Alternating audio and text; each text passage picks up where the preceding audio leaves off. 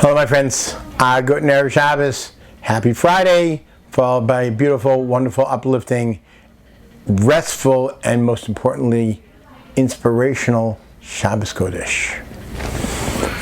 Instead of talking about Shabbos, I'd like to talk about a day next week,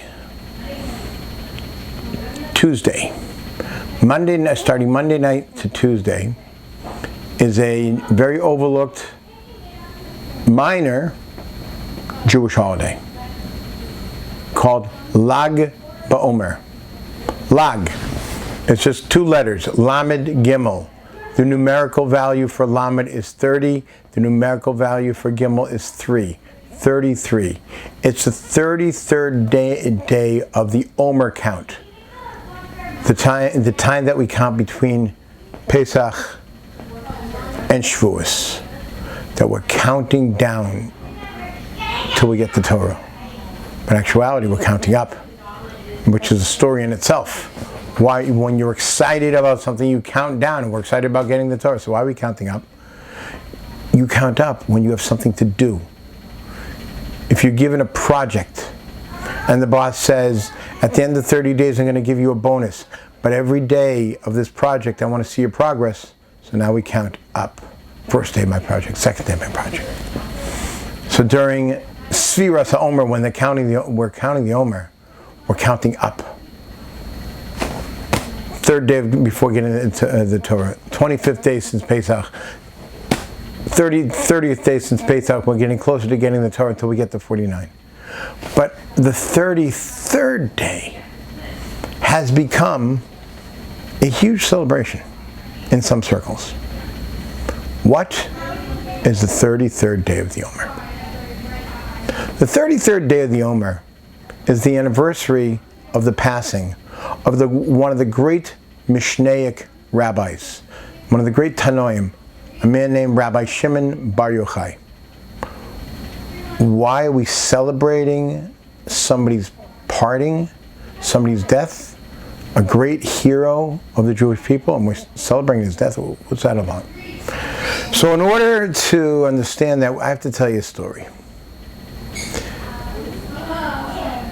Rabbi Akiva, one of the greatest rabbis of all time, who started from absolutely nothing. He knew nothing. He couldn't read or write when he was 40 years old.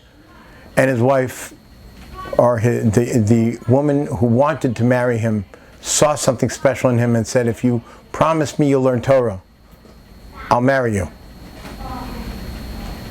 And he began learning Torah, and they got married, and they lived in dire poverty. And she insisted that he go away to the great yeshiva in a place called Yavna, and he studied there for 24 years. When he came back at the end of 24 years, he was not just a student. He wasn't even a top student. He was much greater. He was the head of the academy and the greatest Torah authority of his time. He produced many, many students. Sadly, during this time of year, he had 24,000 students that had all passed away between the days of Pesach and during a 33-day period between Pesach and Shavuos. And that's why this time of year has become a mourning period. And the reason they died was because they were supposed to be the next link in the golden chain of the oral Torah that was passed down from generation to generation. And they had one flaw. They didn't treat each other with enough respect. Why did they die now? Because God was trying to tell us, if you want to work on yourself during this time that we're counting the Omer and we're preparing ourselves for getting the Torah, the way we work on ourselves is by improving our behavior towards one another. After those 24,000 students died, most people would have given up. But there is a saying, Ein shum yiyush ba'olam. A Jew never gives up. There's no such thing as giving up in the world. If we ever use that term, where would we be today? He didn't give up. He developed 5 new students. 5. Much more selective. And he started off every lecture with Zeh Klal Gadol b'Torah. This is a great principle in Torah. Love your friend as yourself. Once we have that down, now we can continue our learning. That's how we started every class. Things went well, and for a time, and then a new Caesar came to power. The Jewish people were under Roman rule at the time, and a new Caesar came to power who was a vicious anti-Semite, and he wanted to destroy the Jewish people from within. The way to destroy the Jewish people is to take away the one thing they hold more precious than anything else, and that's Torah study. And they disallowed Torah study. Rabbi Akiva's students, the 5 students, went into hiding and still continued to study and to teach Torah in hiding. But Rabbi Akiva, for reasons known only to him, he continued to study in public, to teach the masses in public. And someone came to him and said, "Why do you do this?" Another Jew came to him and said, "Well, why are you taking such a risk?" And he gave him a mashal, a parable. And he said there was this fish that was swimming desperately upriver, and a fox was looking down at the fish and said, why are you swimming upriver and working so hard, swimming so quickly? And the fish said, the fishermen are downriver and they want to catch me and kill me. And he said, so the fox said, I got an idea. Why don't you come out of the river, live with me on dry land, and the fishermen won't get you. And the fish said to the fox, I thought they always talk about the wise fox. You're not so wise after all. Don't you know that if I leave the water, I die? Rabbi Akiva said, Torah to a Jew is like water to a fish. It's worth the risk, because if we leave the water, we die. And he continued to teach until finally he was arrested. And he was put into prison. Ironic thing is, in the very next cell was the man who gave him advice not to continue learning.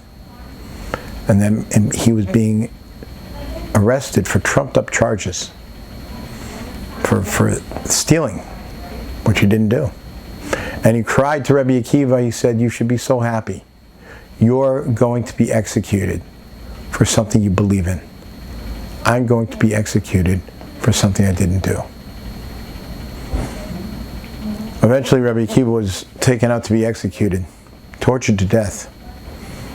And his 5 students were forced to watch, to teach them not to make the same mistake he did. And as he was dying, he wasn't screaming in pain. He was in absolute control. And at some point, he smiled. And his student asked him, Rebbe, why are you smiling? And he said, all my life, I say the words, V'ahavta es Hashem Elokecha b'chol levavcha v'chol nafshecha v'chol me'odecha. You should love God with all your heart, with all your soul, but what it means is all your life. V'chol me'odecha, and everything that you have. But what does all your life mean? Because there may come a time, and people hope it doesn't happen, but there may come a time where you'll be asked to give up your life for God. And if that happens, how are you going to handle it? B'chol nafshecha. You have to be ready to give up your life. Rabbi Akiva said to his students, I always wondered, I say these words twice a day, every day. Is it ever going to happen to me, the opportunity to give up my life for God? And here it is.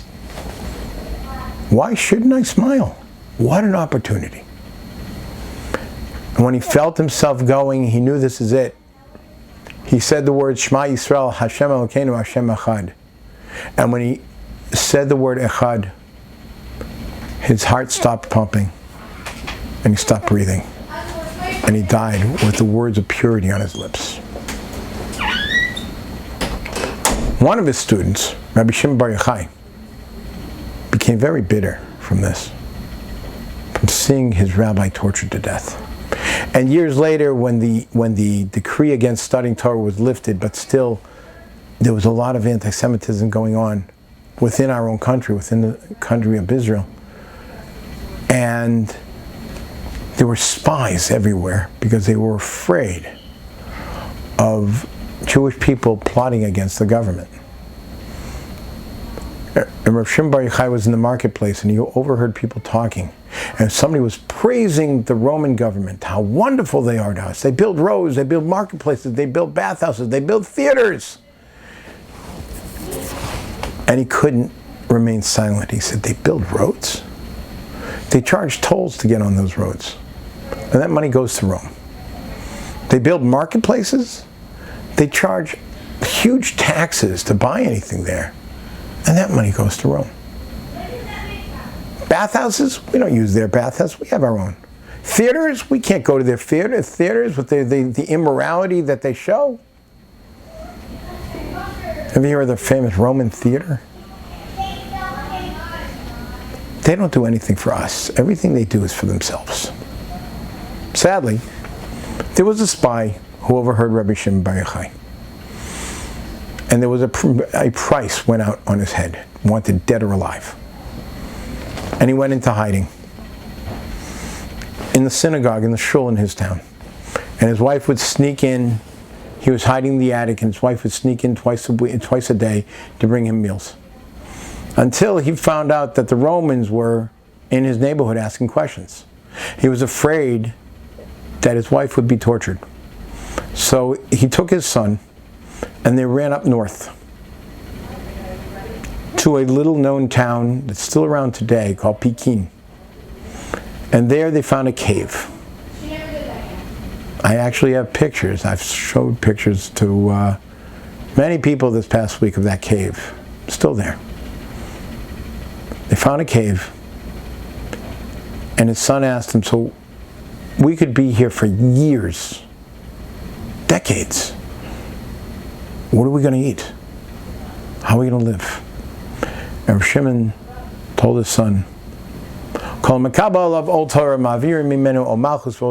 whoever accepts on himself to learn Torah in absolute dedication and absolute purity, God will take away the responsibility to government and the responsibility to making a living, as long as he'll dedicate himself to learning. They went into the cave, and the first miracle that happened was the mouth of the cave was covered by a carob tree, which gave them food and covered their whereabouts because you couldn't tell there was a cave there. Today, close to 2,000 years later,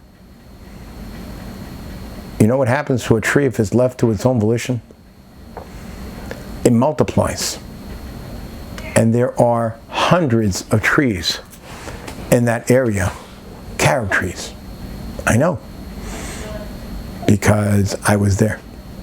I wanted to see that town, I wanted to see that cave. And carob trees everywhere.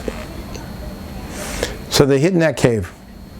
They covered themselves, they undressed themselves because they didn't know how long they would be there for. But you can't learn Torah undressed, so they covered themselves in sand. Only coming out twice a day or 3 times a day for prayers and putting on their clothes, and for Shabbos and putting on their clothes. And the rest of the time they studied. If they needed food, they lifted their hand up and pulled carob off the tree. If they needed a drink, there was a spring that came through the cave.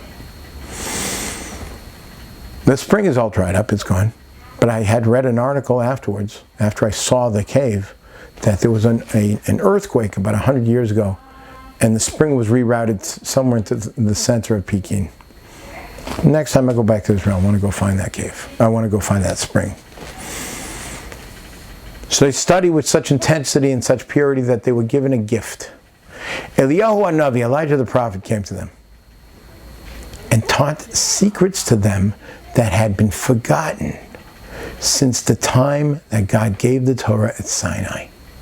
Deep, esoterical, mystical wonders behind the Torah.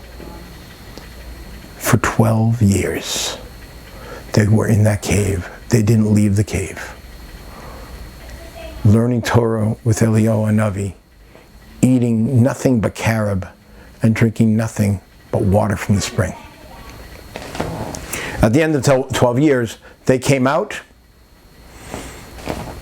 and they were emaciated. Their skin was all full of sores from the sand, but they were alive. And Eliyahu Hanavi told them, Caesar is dead. A new Caesar took his place, and there's no longer a price in your head. On their way home, Shimon Bar Yochai, who had been living with nothing but Torah, and his basic needs being taken care of the whole time, and been completely separated from society, he and his son thought this is the way a Jew is supposed to live. They couldn't understand any other way to live than just dedicate yourself to studying Torah and let God take care of the rest. And they saw people working in the field. They saw Jews working in the field. And Shimon Bar Yochai did not know his own spiritual level and power that he had attained. And because of all the Torah that he learned and all the time that he spent perfecting himself, he didn't realize what he could do. And he looked at these people angrily because they weren't learning Torah. And because of his look, they died right there in the field. Eliyahu came back to him and said, go back to the cave. You're going to destroy the world with your attitude. You have to learn how to act with society. He went back for another year. And he came out a second time on a Friday afternoon, right before Shabbos. He and his son hobbling along, emaciated, full of sores. And they saw a young man, teenager, carrying 2 branches from a willow tree. And he asked the boy, where'd you get those branches? He said, I planted a tree. And I weeded it, and I pruned it, and I took care of it, and I watered it. And now I'm able to cut branches off of it and bringing them home because of the beautiful smell that I can have that in my house in honor of Shabbos. So Shimon said, why 2? Cut 1 branch and you could have had more time to study Torah. He said, but Rabbi, doesn't the Torah say, Shomor es Yom HaShabbos L'Kadsho, guard the Shabbos to keep it holy. Zochor es Yom HaShabbos L'Kadsho, remember the Shabbos to keep it holy. 2 statements, 2 branches in honor of each statement. And Shimon looked up to the heavens. He said, now I get it. I understand how we can work, how we can live with society, and how we can serve God and study His Torah. He came home. His family nursed him back to health. One time when his son-in-law was changing his bandages, he moaned in pain. And his son-in-law moaned also. And he said, what are you complaining about? And he said, I feel so horrible for you. I was just thinking you were isolated from the rest of the community, all your peers, all the other rabbis.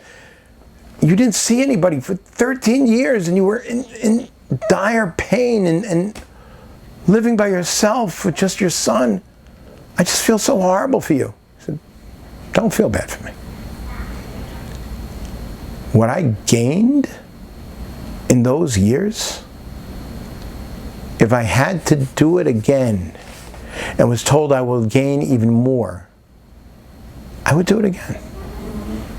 I don't regret 1 second that I was in that cave. It was worth all the pain. It was worth all the suffering. So I could gain in levels of Torah understanding and purity and holiness that I could not have gained any other way. Time went by. Rabbi Shimon developed many, many students. But he never taught them the secrets that he had learned in the cave. Until he was very old. He knew he was dying. And on the 33rd night of the Omer,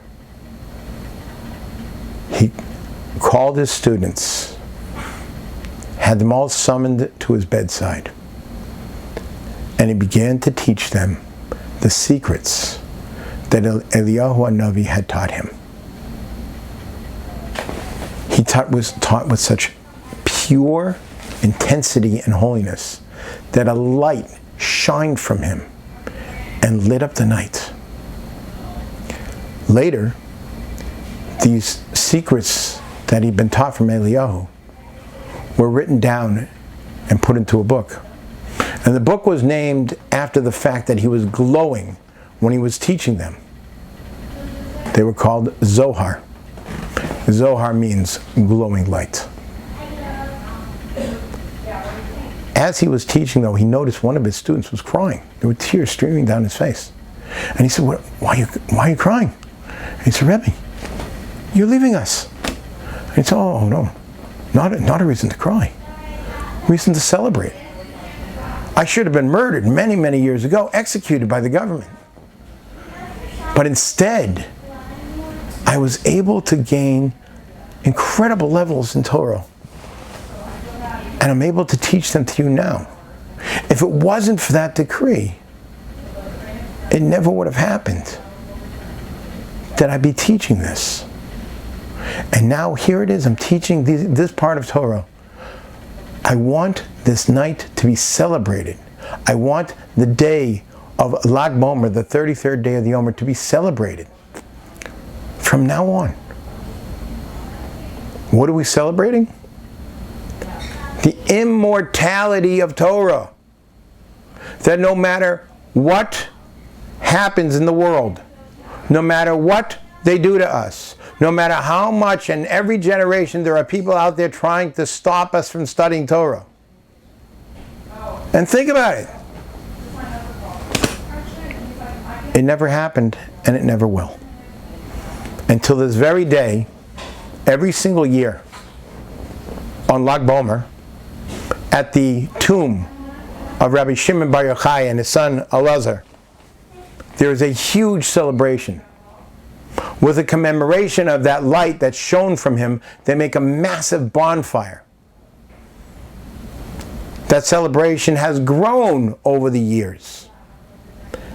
And today, this coming Monday evening in Israel, if you have a chance, look it up on live stream. There will be a celebration beyond the likes anyone has ever seen, except for the people who've been there. Hundreds of thousands of Jews dancing and singing, live music, people praying at the grave of Shimon Bar Yochai that in his merit God should answer their prayers. People singing and dancing and celebrating what? The immortality of Torah. I know I've been talking a long time, but I want to end with a story. And this story always gets me, and I hope it'll get you. I was one time able to meet one of the greatest sages of our time. His name was Rabbi Eliezer Menachem Mun Shach. When I met him, he was in his late 90s. When he passed away, he was somewhere between 107 and 111 years old. He was the dean, the Rosh Yeshiva, of the most elite yeshiva in Israel called Panovich. And he actually continued to teach until almost the last days of his life, at least once a week. And his lectures were attended by hundreds of people involved with the yeshiva, people not involved with the yeshiva. And when he would begin teaching every week, he would barely be able to talk and he had to be carried in. But once he got into his lesson and telling over his ideas and his novel approaches, he started shouting. And he would let people argue with him and he would shout back to defend his point. And then when he was done, they would carry him out. And the last few years, he wouldn't be seen the next day because he'd have to rest up from the effort that was put into his teaching. But he did this till the end of his life, and he was over 100 years old. Well, one time he was going for a walk. The doctor told him he had to go for walks every day. He was walking around Bnei Brak with his students, and they were throwing questions at him, and he was answering, and they were telling him their ideas, and he was giving his opinion. And at one point, he stopped cold and had everybody quiet down. And he was in front of a first grade classroom, and the window was open, and they were singing the Aleph-based song, the Hebrew alphabet. The rabbi was singing out Aleph, Beis, Beis, and the kids answered Aleph, Beis, Beis, and the rabbi said Gimel, Dalet, Hey, and the kids repeated Gimel, on and on. And he was like listening to it, mesmerized. And the students couldn't understand, why does the greatest sage of our generation, why is he so interested in a bunch of little kids singing Aleph? And he said, many years ago, he was a student in Kletsk under Rabbi Yisroel Bodkins in the beginning of the communist era. And word got out that they were going to be raided. All the Torah institutions were being closed down. And anybody who was caught studying or teaching Torah was being sent to Siberia. And he found out that his school, his yeshiva, was about to be raided. He went out and bought tickets, one-way tickets for everybody to go home. He said, I can't be responsible for you. The yeshiva's closed, you need to go home. And Rav Shach said that he and another man, I forgot his name, said, we refuse to leave you. We will stay by your side, come what may. They said, okay. And the three of them continued to learn. And 2 days later, they were dragged out to the NKVD, which is the forerunner of the KGB. They brought into a room where there was a tribunal waiting for them, a 3-panel judge. And sadly, all 3 of those judges were assimilated, anti-religious, anti-Torah, communist Jews. And when they came in, those 3 men started laughing and pointing at them. And one of them said in Yiddish, Rebbe, sing the Aleph-based song for us. Rabbi Zalman didn't answer him. He said, you know, Rebbe, the Aleph-based song. No, sing. Aleph-based, Rebbe, sing. And Rabbi Zalman said, why do you want me to do that? He said, I'll tell you the truth, Rebbe. We want to hear it one last time. We all went to Jewish schools. We all went to Cheder. And we all learned that song. And we'd like to hear it one last time. Because, Rebbe, you Torah Jews are going to disappear. And we communists are going to spread all over the world. And Rabbi Yisroel Zalman squared his shoulders and looked him in the face. He said, I think you have it backwards. You communists are going to disappear. And the Torah is going to spread all over the world. And there won't be a corner of the world that you're not going to hear that Aleph-based song being sung. And Rav Shach, with tears in his eyes, pointed to the window and he said, my teacher was right. So little old me, I have a caveat on that story. Where were they when he said, my teacher was right? In Bnei Brak, the biggest place of Torah in the world. The center of Torah, where there's Torah in every corner. Okay, the Aleph-based song is sung there. But when Rabbi Meltzer said there won't be a corner of the world the Torah won't be learned and the Aleph-based song won't be sung, did he ever dream of a place called Florida?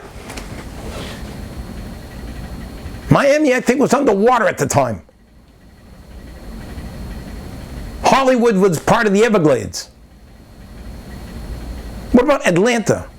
What about California? What about Canada? What about South America? when they said there won't be a corner of the world that Torah won't be learned, I don't know if they even understood in their wildest dreams what that really meant. Because today, that's where we are.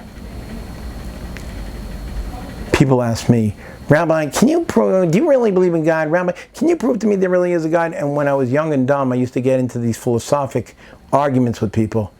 I gave that up. It's too complicated. I don't have to go so far back. I can tell them, listen,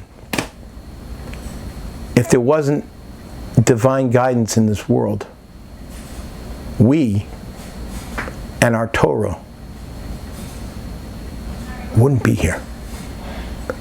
How many times was it said, even in recent history, that the Torah Jew is going to be extinct? After the Holocaust, they said, that's it, it's over. And now there is more Torah being learned in this together between this country, Israel, Canada, South America. There's more Torah being learned now, at least quantity-wise, than there ever was in history. It will never disappear, and it will only grow. And that is what we celebrate on Lag BaOmer. Find it. Tune in on live stream Monday night. See for yourself. Chance.